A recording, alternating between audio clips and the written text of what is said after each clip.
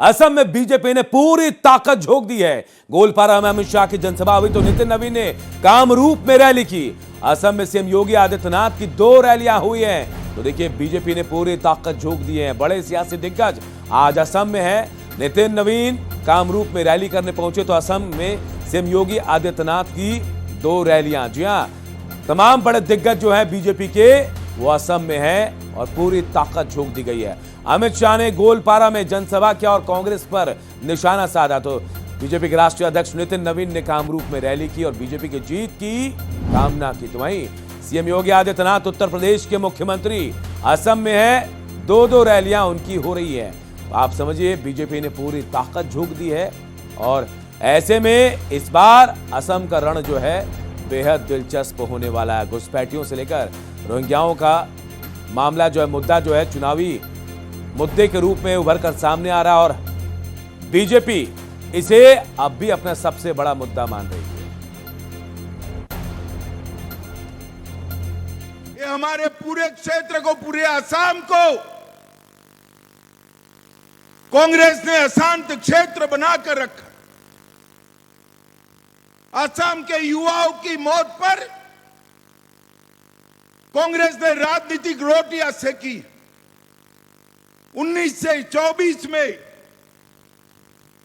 हमने असम में समझौता किया, बोडो का समझौता किया,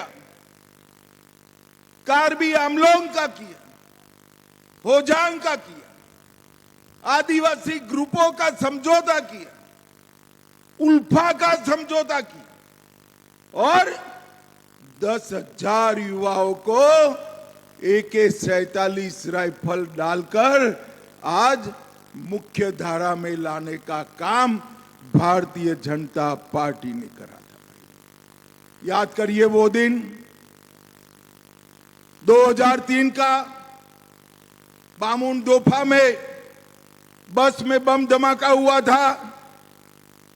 10 में IED ब्लास्ट होते थे और 13 में गोंडापारा गांव में अंधाधुंध फायरिंग में युवा मारे गए थे। 2016 के बाद यहां परिवर्तन आया और 19 के बाद एक के बाद एक समझौते कर यहां शांति प्रस्तावित करने का काम किया है। निर्णय लेता है, हम असम को उसके हक दिलाने की लड़ाई लड़ेंगे। हम लोगों ने असम के लोगों को उसकी लूटी हुई जमीन जो घुसपैठियों के माध्यम से यहां उस समय की कांग्रेस की सरकार ने दे रखा था, उस जमीन को लौटाने का काम किसी ने किया तो भाजपा एनडीए की सरकार ने किया, हेमंत बिश्व शर्मा के नेतृत्व वाली सरकार ने किया। एक तरफ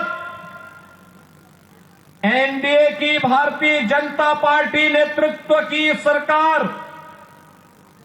जिसने भारत की संस्कृति को, भारत की परंपरा को, भारत की विरासत को सदैव आगे बढ़ाने का काम किया। एक तरफ एनडीए की भारतीय जनता पार्टी नेतृत्व की सरकार जो सुरक्षा भी दे रही है, सुशासन का लक्ष्य भी प्राप्त कर रही है और सेवा के माध्यम से बिना भेदभाव के शासन की योजना का लाभ हर गांव, हर गरीब, हर किसान, हर नौजवान और हर महिला तक पहुंचाने का काम कर रही है। एक और ये एनडीए की डबल इंजन की सरकार 10 वर्ष के अंदर असम की कायाकल्प को करने के लिए प्रतिबद्ध दिखाई दी। वहीं दूसरी ओर कांग्रेस नेतृत्व की सरकारों ने 60 वर्ष तक असम के अंदर अराजकता को, दंगों को, कर्फ्यू को, घुसपैठ को, अराजकता को बढ़ावा देकर के यहां की सुरक्षा में सेंध लगाने का काम किया, यहां की विरासत को अपमानित करने का काम किया। कांग्रेस की सरकार होती थी, भारत रत्न तब केवल एक खानदान के लोगों को प्राप्त होता। तो असम में चुनाव है, इसे लेकर ताबड़तोड़ रैलियां और सियासी दिग्गज भी आज मैदान में है। अतुल यादव हमारे सहयोगी इस वक्त असम से सीधे हमारे साथ जुड़ रहे हैं। अतुल, इस बार का सियासी रण असम का बेहद दिलचस्प हो गया। देखिए, आज तमाम सियासी दिग्गज वहां थे। क्या कह रही है सियासी फिजा असम की? बिल्कुल अनूप, आसाम की जो सियासी फिजा है वो बिल्कुल अपने मूड में है। और अब तक जिन लोगों से मैं मिला हूं या फिर जो यहाँ के राजनीतिक लोग हैं जिनसे मेरी बात हुई है, चाहे उसमें पत्रकार हों या फिर राजनीतिक विश्लेषण हों, जो भी विशेषज्ञ हैं राजनीति के, वो भी ये मानते हैं। और यहाँ तक कि मैं जिन लोगों से मिला हूं, विरोधी भी हैं अगर हिमंता विश्व शर्मा के, तो उनके विकास के जो काम हैं उनको नकार नहीं रहे हैं अनूप, पहली बात। और दूसरी बात, आज सीएम योगी ने रैली की असम में 2 जगह। सीधे तौर पे चाहे वो सीएम योगी हो, अमित शाह हो, नितिन नवीन हो, सबके निशाने पर कांग्रेस है। और कांग्रेस के साथ साथ सीएम योगी ने 2 बड़ी बातें कही। उन्होंने कहा कि हम असम को लैंड जिहाद नहीं बनने देंगे, लव जिहाद का अड्डा नहीं बनने देंगे। तो सीधे तौर पर हम ये कह सकते हैं कि जो भाजपा है वो पूरी तरीके से ग्राउंड से लेके ऊपर तक हर जगह मेहनत कर रही है। और इसके उलट अगर विपक्ष में कांग्रेस की बात करें तो कांग्रेस भी क्षेत्रीय दलों के सहारे पूरी तरीके से इस कोशिश में है कि जो 10 साल से वो विपक्ष में बैठी है अनूप, वो सत्ता में आ जाए। और इसके लिए कल का राहुल गांधी का भी बयान बेहद महत्वपूर्ण है। उन्होंने कहा कि हिमंता विश्व शर्मा भ्रष्ट सीएम है और हम इनको जेल भेजेंगे।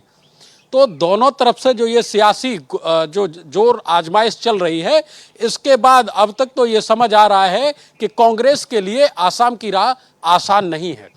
बीजेपी के लिए कितना आसान होगा अतुल? क्योंकि बहुत बड़े मुद्दे थे और हिमंता विश्व शर्मा मुख्यमंत्री रहे जब, तब उन्होंने, आपने देखा, रोहिंग्या मुसलमानों का मुद्दा उठाया और इसके अलावा कई ऐसे लव जिहाद, लैंड जिहाद की बात भी कही और कहा बिल लेकर आएंगे, तमाम चीजें कही उन्होंने। और क्या यही चुनावी मुद्दे इस बार बीजेपी ने उठाए वहां पर? देखिए, बीजेपी बिल्कुल इन्हीं मुद्दों पे बैटिंग कर रही है, चाहे वो सीएए एनआरसी का मुद्दा हो, सिविल ड्रेस कोड हो, अवैध अतिक्रमण का हो, रोहिंग्या का हो, बांग्लादेशियों का हो। और इसको यहाँ के जो स्थानीय मुसलमान हैं, मैं जितना मिला हूं उनसे, वो भी ये कहते हैं, वो भी सीएम की बात को नकार नहीं रहे हैं। आज मैं जहां कामरू में था, वहां मैंने कुछ मुसलमानों से बात की, तो उनका कहना है कि वो क्या गलत कर रहे हैं। अगर बाहर से आके कोई सरकारी जमीनों पर कब्जा कर रहा है और उसको हटाया जा रहा है, तो हम बिल्कुल अपने सीएम के साथ हैं। तो ऐसे में जहां एक तरफ एक तो सबसे बड़ा जो बीजेपी का मुद्दा है, हिंदुत्व की पिच पर बैटिंग कर रही है वो, इसके साथ साथ जो आसाम के स्थानीय मुद्दे हैं उन पर जो भाजपा बैटिंग कर रही है, इसके उलट कांग्रेस, अगर मैं कई जगह गया तो लोगों ने मुझसे सवाल किया कि बताइए आप कांग्रेस में किस चेहरे को देख के मैं वोट करूं। तो यहां कांग्रेस की ये भी परेशानी रहेगी कि कांग्रेस के पास गौरव गोगोई के अलावा कोई स्थानीय दूसरा चेहरा नहीं है। ये सबसे बड़ी बात है। इसके उलट बीजेपी के पास हिंदू के रूप में, सीएम के रूप में, एक अच्छे राजनेता के रूप में, जो यहां की जनता कहती है, ये मैं नहीं कह रहा हूं, जो यहां की जनता कह रही है कि उनके पास हिमंता विश्व शर्मा एक बड़ा चेहरा है, जिसका कांग्रेस के पास कोई अभी तक कटाक्ष नहीं है। अनूप, तो ये ऐसे मुद्दे हैं जिन पर अभी बीजेपी का पलड़ा भारी दिख रहा है। चलिए अतुल, ये चुनावी मुद्दे हैं और आज का वोटर बहुत साइलेंट हो गया है और वो समझता है, अपने दिल में चीजों को रखता है और चुनावी परिणाम बताते हैं कि भाई उसने किसका साथ दिया। बहुत बहुत शुक्रिया अतुल, हम आगे भी आपसे अपडेट लेते रहेंगे।